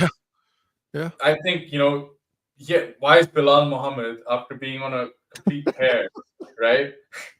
Forget the name Bilal Muhammad. I feel so bad for that guy. It's like I don't even know if he exists. Does Bilal Muhammad even exist? Is he a real person? अरे यार मगर 3 people turned down UFC 300 fights for Edwards. Bilal को offer किया था ना 300 में भी. Did they? Yeah. I think he was. Yeah. Nobody so, wants. Oh no, it's because of Ramadan, right? Oh yeah, that's right. And all of that. So they offered Shafkat, comes up, and Bilal, I think. I think they Right. were very tactical with who they chose here. Yeah. Sounds very True. selective. But, you know. See, Biplab just put in the chat. He's trying to criticize my way of thinking. He says, "Oh yeah, Sham says he wants storylines. Then he will write stories like Valentina Shevchenko and Alexa Grasso were both in love with John Jones. Will someone mention this kind of storyline in Fragrant 2? Yes, that's exactly what I'm saying, you idiots. That's exactly what I'm saying. Create drama. Make it a fucking reality show, man. Oh my god. Make that drama. That's what's gonna get normies like me to come and watch the fights. But I'll okay, one thing I'll dispute, okay, in terms of this line. I don't even think you need to have a guy who writes these stories and whatnot. Because I think all these fighters have their own unique personas that it's just a matter of bringing it out. Yeah. It's just about bringing it out and telling your story, right? You don't have to be some, loud mouth or whatever. See, even a guy like Khabib, obviously as time went on, he became who we see now, But initially, why did people like him? He didn't talk much. They just liked him because he'd go in there. He had that intimidating aura. He barely spoke a word of English. He just used the word smash, I kill people, whatever. But it was still interesting, right? It was still funny. Brother, Exactly. this is number one bullshit. It's just entertaining. This is number one bullshit. Yeah. But he had that authenticity, right? Why do people like the Diaz brothers? They don't fake they don't try to be anyone. They're just themselves. McGregor is just himself. I mean, obviously it's larger than life and he kind of exaggerates it on camera, I'm sure. Yeah. But again, he's just being himself. So I think that those are the guys who find the biggest, the kind of biggest paycheck. I mean, a great example, Varun, is Pereira. Pereira doesn't talk. He doesn't speak a lick of English. Again, but he's extremely popular because of his personality and because he's like genuinely entertaining on social media. Exactly. He's found a way, right? He's found a way. Okay, I'm not great on the mic, but I'll find another way. So I watched this really interesting breakdown of John Jones.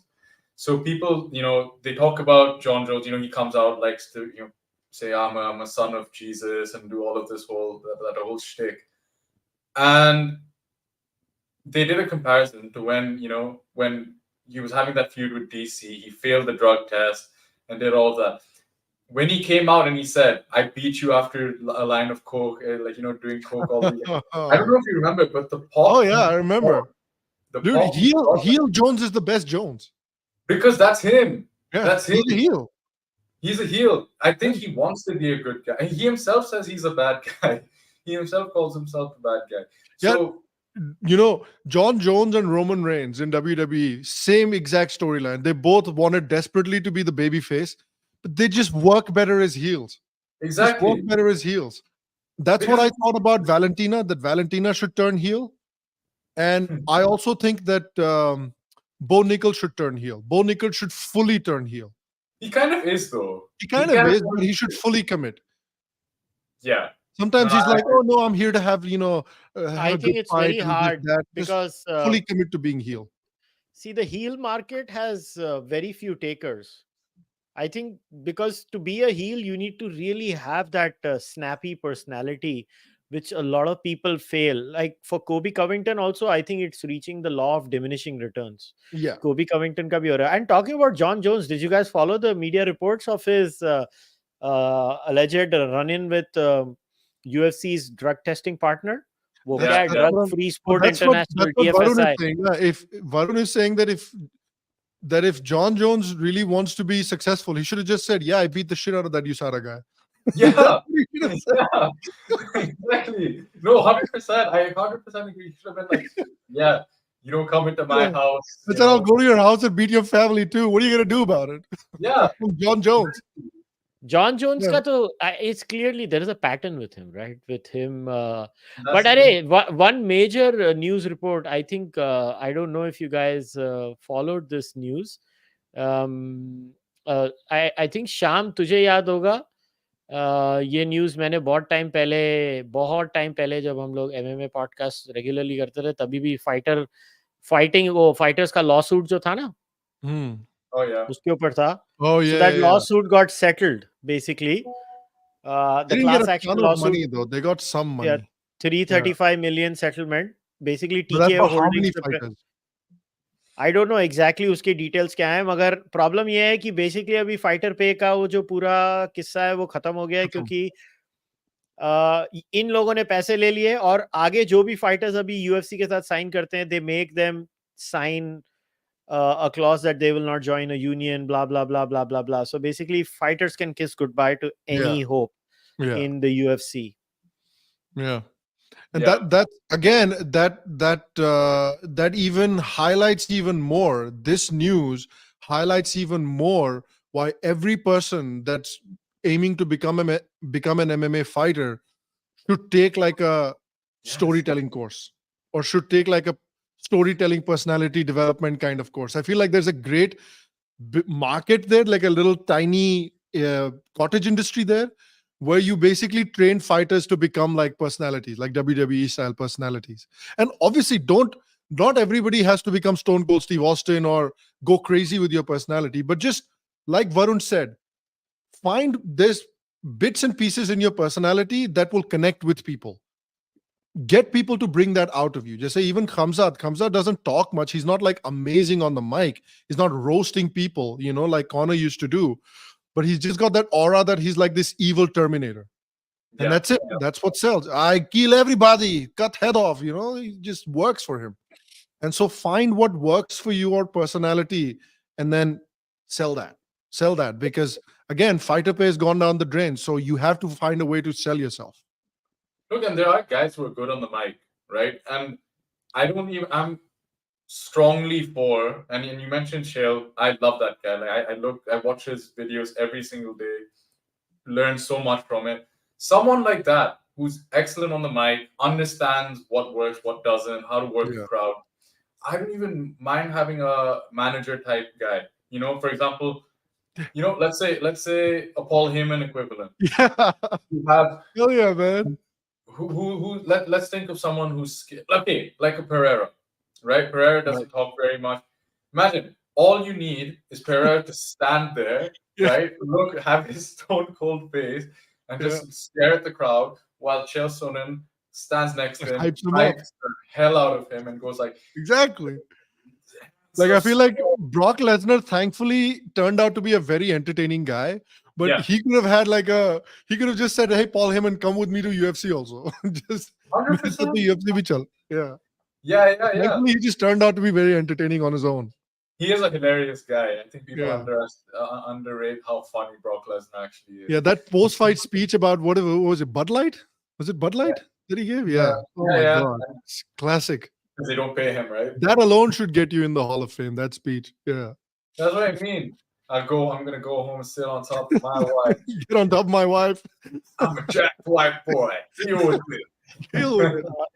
और उसकी wife ये थी ना, वो जो WWE वाली Sable, that's it. Yeah. Oh, is that who he was married to? Yeah. He still is. Yeah. Interesting. Still is. Wow. And they produced an absolute unit of a daughter as well. My God, she's jacked. Oh yeah, I did see her. I'm like, of course, apple doesn't fall far from the tree. Yeah. I think jacked human being तो मतलब मैंने मेरी life में अगर औरत jacked देखी है तो मैंने तो केला हैरिसन से बड़ी jacked औरत नहीं देखी है. उसको देख के इंसान आदमी डर जाना चाहिए केला Harrison. Yeah, I don't know how Kayla Harrison got past USADA. Oh wait, USADA no more exists. So नहीं क्या, she's a professional. अभी तूने फोटो नहीं देखी ना केला हैरिसन की. But I feel like she never fought 135 भाई. She was fighting 155 in PFL. I think she's been drinking what do you call that, Paulo Costa's juice. नहीं तू उसकी photos देख. She's lost so much weight. She has lost so much weight. So I don't know, like man. There's something there. I don't know. So shredded, Kayla Harrison. Yeah, that's a scary woman. I guess she's just naturally shredded like that. On the topic of Kayla Harrison, right? I tweeted this yesterday. That fight. So we talk about the selling of fights. I've personally not been in kind of anyone's court in terms of who I want to win. I just want to see good fights, and I think the card is stacked with quality fights. Ronda Rousey has been in every headline I've seen about the UFC because she said, "Oh, I was concussed going into that Holly Holm fight. My mouth guard was this and that." She's released this whole book. She's probably got more headlines this week than any of those fighters on UFC 300, and that's, you know, unintentionally made the Holm versus Harrison fight more interesting for me. Oh, has it? In what way? Just because I'm like, oh, I want to see Holly Holm do it again. Right. Just And then so get that- on the mic and talk shit about Ronda Rousey or something? Yeah, Okay. Holly Holm is not going to do it. Holly Holm is not going to do it. No, she Yeah. has, you know. She said in the press conference, she said that I just don't think that she was able to handle the loss. Yeah. Even if she says something like that on the mic, you know, if she does win, which it's No, but that's you know, I not good think- enough for Sham. Sham must be Yeah, like, Mike, Harrison like, is a pretty Kamini, big thing. मैं तेरा खून P जाऊंगी, Kamini. Yeah. No, but like I'm saying that I agree with Varun that you don't need to be, not every single fighter needs to be Conor McGregor, because you can't be Conor. Nobody, like, there's only one Conor McGregor. There's only one Chael Sonnen. But you can be your own version of Paulo Costa. Paulo Costa is not good on the mic. He sucks on the mic. But Paulo Costa is really entertaining. He's built a really big fan following because he hired like a meme team. You know, you can hire these like meme corporations that just make memes for you on social media. And he's just used that to become like a popular fighter. And he's now collaborating with Merab Dvalishvili, and they're like this fun little, you know, Jai Viru type team. And they're just producing like hilarious content on social media. And now everybody loves Merab, everybody loves Paulo Costa. There's ways to do it. Or you become like that former middleweight champion. क्या नाम है उसका वो? Strickland. Strickland, हाँ. Yeah. Strickland. जिसका उसका Strickland को तो देख के आदमी confidence से Strickland, I बोल think, is सकता like है. genuinely, उसका तो you know, नहीं, they उसका used तो to say a chemical different होता है. word for it. There used to be a different word for it that you can't say anymore. But he's like, yeah, whatever the word is today, 2024 नहीं, word. नहीं, for it. उसका He's तो like genuinely उसका mentally something wrong. with him. उसका बेचारे का इतना tragic life है ना उसकी. जब उसने पूरी लाइफ बताई थी, ये एक पॉडकास्ट थी ना स्टैंड अप कॉमिक के, वहां पे उसने बताई थी, थियो वॉन के साथ उसने बताई थी. तो वो तो एक्चुअली नेचुरली बेचारे के साथ ट्रेजेडी हुई है. बट चलो, I think this is going to be a great card. मेरे हिसाब से the fight pass prelims and prelims are more exciting than the main card. इसके अंदर What fights are you guys most excited about? most excited about Oliveira versus Tsarukyan. I would say then I would say Kayla Harrison, Holly Holm. Just want to see how Kayla Harrison handles the weight cut. Calvin Kattar, Aljo is a great fight again. I'm really, and then the first fight of the card, Davison Figueiredo versus Cody Garbrandt, all the way down. Could be fun. In Could be fun. I don't know if Cody Garbrandt has a chin anymore, but we'll see. Still a good fight. It's a good fight on paper for sure. Yeah. Yeah, it's a great card. I'm going to thoroughly enjoy it. Obviously इतना पूरी रात जाग के पूरा नहीं देखूंगा. सुबह उठ के मेन कार्ड देख लूंगा और उसके बाद रिकॉर्डेड फाइट पास प्रीलिम और प्रीलिम देखूंगा बाद में. मैं लाइव नहीं देख सकता. नहीं तो मेरे को पूरा सैटरडे नाइट पूरा जागना पड़ेगा. ऑल मतलब I have to get up at what time. Pain of the Indian MMA fan. Yeah. एक बजे से चालू करूंगा देखना, 1-1:30 बजे से. Yeah. और वो पूरी रात चलेगा all the way to next day morning 11 बजे. I just can't fucking do it. Yeah. I can't do it. Too I'm much. staying up. I'm doing a watch party at my place with all my teammates. They're coming over. So from 11 p.m. all the way till like 5:30 whenever it ends. Oh my God. कैसे नहीं party. तेरे वहां पे तो UK में कब शुरू होएगा? अर्ली तू अगर तू 11. अर्ली प्रीलिम UK 11 शुरू हो also रहा है. sucks. No, UK UFC fan life also sucks Oh, because you're watching very late at night. It's Unless you're in the US, you have to stay up late at night essentially. No, Singapore has great ones. Singapore, Okay, like Singapore they does? start around like 8 o'clock. Like if you want to watch the early prelims, for example, 8 a.m. Oh, or okay. whatever, it's perfect. You wake up on a Sunday morning and then it's Yeah. right there. Oh, that's not too bad. That's not too bad. I can't man. मेरी तो इतना गंदे time पे है. Prelims and fight pass prelims I'm going to watch later. Fight card पूरा देखूंगा 300. पूरा देखूंगा. Makes वो sense. मैं पूरा देखूंगा. Because Yeah. उसके Gaethje लिए versus उठूंगा. Holloway is a good fight. Obviously, I would have much preferred Holloway versus Topuria, but yeah, Right. Gaethje versus Holloway is also good. तो Also पूरी good. तो I अभी just, you know, है ना. I have the same kind of feeling about Gaethje and Holloway fight that Islam. Completely agree with Islam on the Gaethje Holloway fight. Like, what is the point, brother? Which is There is how I none. also feel. It's fun. What is the point, brother? Yeah, Gaethje should be fighting somebody else. Holloway should be fighting Topuria, in my opinion. I'm just afraid that if Holloway gets like knocked out or finished or loses the fight convincingly, that Topuria fight obviously is then not going to happen. I mean, it's at lightweight, so I suppose you can always just It will say still like, happen. yeah, because You again, think Topuria will agree to that fight? He's like, dude, I'm a Why global not? He superstar lost to Dustin Poirier, Max Holloway. He still got a title shot after that. yeah, even after Volk lost to, I Yes. mean, obviously he was the champion, but when Volk lost to Islam the first time, no Yeah. one really had a problem with him going and fighting Yair afterwards. Who does Topuria fight? Like, who can he fight other than Max? Because I don't know if the No one. Max fight will happen. It could, but who can he fight? Maybe Aljo, if Aljo wins. Yeah. I mean, Aljo not that would be that's a the good- most interesting exciting fight, but you know, this is a champion coming up the weight class, former champion coming up a weight class.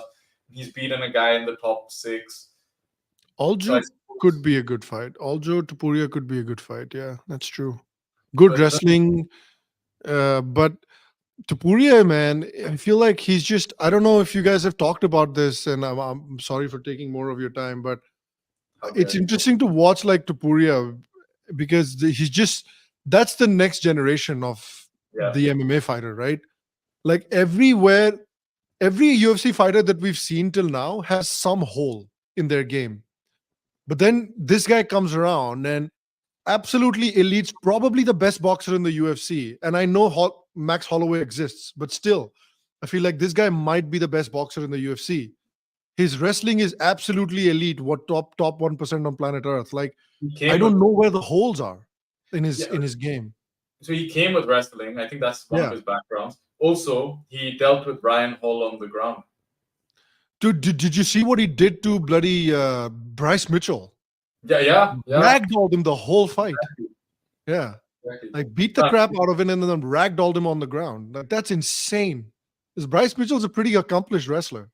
Yeah, no, he's solid on the ground. And then, Yeah. again, you know, Ryan Hall, whose leg locks are feared, right? No one wants Yeah. to take that. He dealt with it and put Ryan off to sleep. So, he's I can't tell you where the holes are in his game. And again, you're seeing a couple of those. Like in heavyweight, you had initially Cyril Gane came around where this is a guy that's like moving and striking like a middleweight. But even there was a hole in his game with his wrestling, Yeah. obviously. But then Tom Aspinall comes around and his wrestling's really good. And again, he's moving like a freaking lightweight. Moves like Islam Makhachev or Conor McGregor. But he's a Makhachev is heavyweight. great He's 6'5", example. 250-pound heavyweight. And you're just like, my God, what is this new kind of fighter? Like, where's the hole in his game? It's crazy. No, but you know, you mentioned Makhachev. Makhachev is a great example as well. Yeah. The guy, he got a head kick KO against Volkanovski. Like You know? like you could clearly see the evolution from Khabib to Islam Makhachev. Yes. Right? And I mean, again, not only Volk, we were talking about Oliveira on this card, right? And how, you know, we were saying in previous fights, no one really wants to go to the ground with Oliveira. Yeah. Not only did Islam knock him down, he knocked him down, and then he followed him there. Finished and him on the ground. Yeah. So that's the kind of well-roundedness we see with the modern day UFC fighter. Yeah, it's wild. Like Topuria, next level. Makhachev, Aspinall. Yeah, I don't know who beats, like what kind of a fighter beats those guys. I don't know. Yeah, it's just the level of MMA. The standards are just constantly getting better. Yeah. Yeah. These guys are already better than the previous generation. I mean, GSP himself talks about it, right? Didn't he say something like, which was very, I don't know who said that, but he said something like, the current UFC fighters are the best of all time. Yeah, Somebody that's what said he that, right? Was it GSP? Yeah, because he says they're always getting better. They always learn from the previous generation. Like GSP, for example, would have been the best for his time. Yeah. Right? But I'm sure there would have been someone who would have eventually found holes in his game, which is why I think, like, for example, when Khabib chose to hang up the gloves, It's smart. great. Yeah. Why not? Because he himself says that eventually someone would have probably got me. I mean, that's why that's why people hold Khabib in such high regard, and like people are today looking at Ferguson and they're like, "Baskar bhai, stop! we don't want to see you die in the ring, bro. Just stop." Yeah. Yeah. Or even, you know, we were talking about Bobby Green Yeah. and Jim Miller, right? Jim Miller, dude, that's another guy. I don't know. But Can't he's stop that winning. guy. But like Bobby Green, for example, we were saying he's now coming towards the end of his career. Came off a nasty KO loss. Oh my God, against that referee should be jailed. Yeah, and we're saying, you know, it was 4 months ago. Yeah. And Kushal in the last podcast also mentioned, you know, the importance of taking time off after a KO and short turnaround times. This is another example of it. Yeah. You know, especially at the end of your career, do you need to be doing such things? I don't know. Yeah. Yeah, I don't know. People, you know, understandably, man. I'm sure you know this feeling better than any of us. You have a high, you know, you get addicted to that feeling of being the best in what you do, especially for a elite level UFC fighter. You remember the feeling of winning. You remember the feeling You of should beating not another fight guy. more than twice a year. Yeah. should not- And then you when should you not. lose, you're like, I know what my mistake was. I know if I do this, I can beat him. If I do that better, then I can get him. You know, you have that elite mentality. You can't get rid of your body gives up on you, but your mind doesn't give up. What do you think happened with Israel Adesanya? He kept on fighting fast, and eventually it catches up. So if you want That to guy have a doesn't get enough sensible credit career, for being as active as he was, man. He was such an Yeah. active fighter. which is why you should always fight twice a year, once in 6 months, have a proper recovery period, and then fight the next time. But the problem is the money fight goes away. Many other calculations come in between. But yeah. And that's the It danger is with what having, you know, only one game in town, really. UFC is the only game in town, really. If you want to make, like, you know. Yeah, but the fighters made it need that money, way by Conor not McGregor allowing money. a union to happen or anything of that sort to happen. So you can't Yeah. blame anyone else. It's the fighters who have made the market the way it is. They did not join any unions. They did not want the Ali Act to come in. So the fighters are to be blamed for that. Nobody else is to be blamed for that. They made a choice. They chose Yeah. to have MMA not to be like boxing. They chose that. Like a lot of people don't know this, that even cricket, you know, हम लोग बात करते हैं कि cricket players get paid this.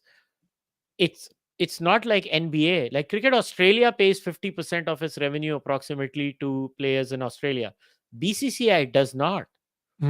Indian cricket players might be multi-millionaires. They are grossly underpaid. Grossly underpaid. ECB does the same thing. But they don't care. All these players, right? They don't want to rock the boat, especially in India. You take pangas with BCCI, you know what happens to you, right?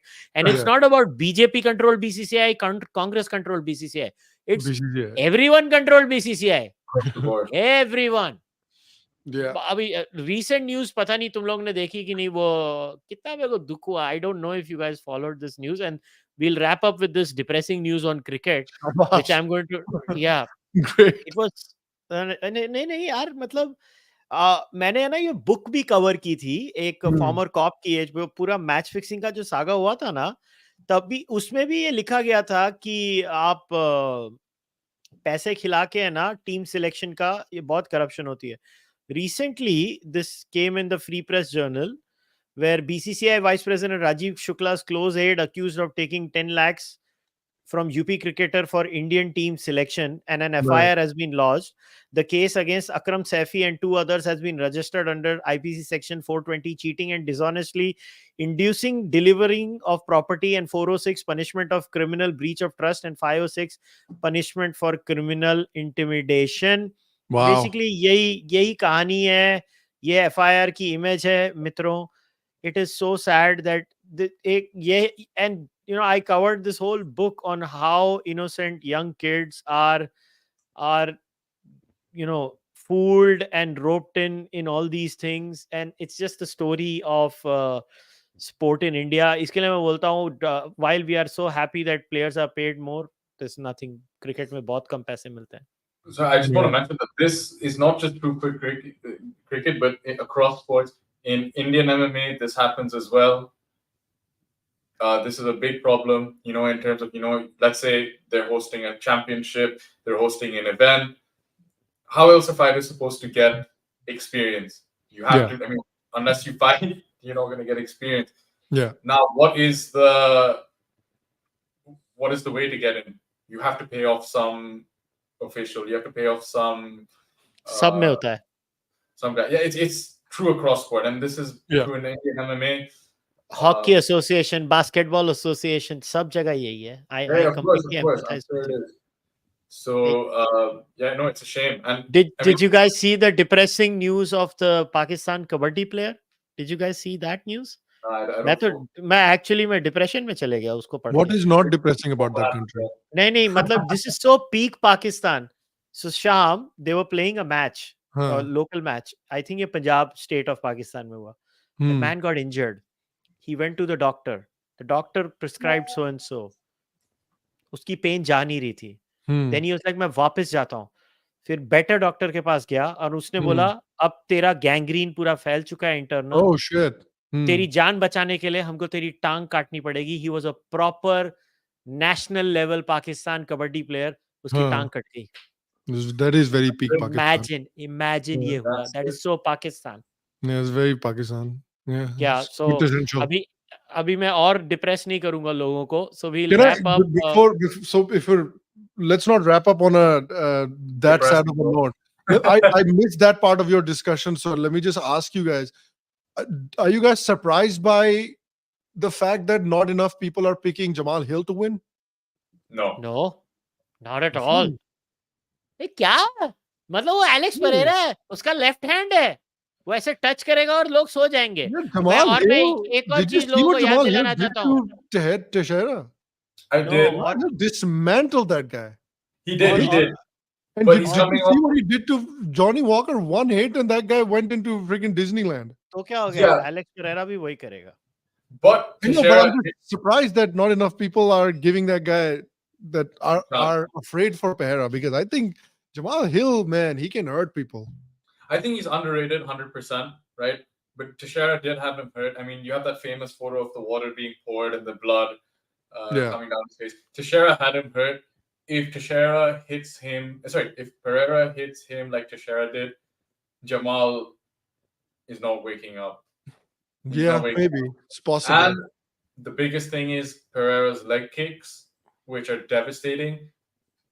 Jamal's coming off on one of the worst leg injuries you can possibly get. So Yeah, that's true. I Was think it after the? Is this his first fight after the injury?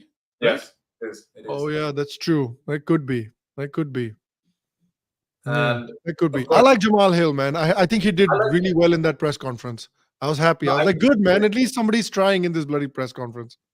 Good No, job, no, he's Jamal. been great. He's been great. Yeah. And I think he's good for the division as well. I think, he puts up a good fight against most people. He's I he's don't- decent on the mic. I was surprised. He's like decent on the mic. He's His response articulate. to Pereira was pretty good. I liked it. Yeah, no, he is. I don't watch pre and post press conferences anymore. I don't care.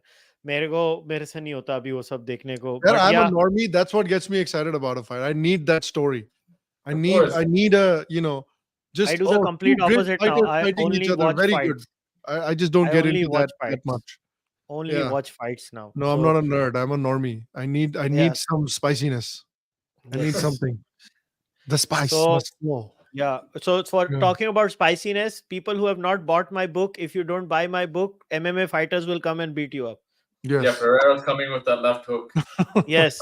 Pereira Yeah. will come in your dreams and beat you up, and it will hurt Yeah. you. So go buy my book. don't say MMA fighters, say male MMA fighters. If you say Kayla Harrison will come and beat you up, most people will say, yeah, sure, then I'm okay with that. नहीं, Most people will agree. उसकी भी अगर मुक्का खा लेंगे तो मर जाएंगे. नहीं ठीक है ना, कुछ लोगों को होता है ना. Some people have it. कि ठीक है, आओ.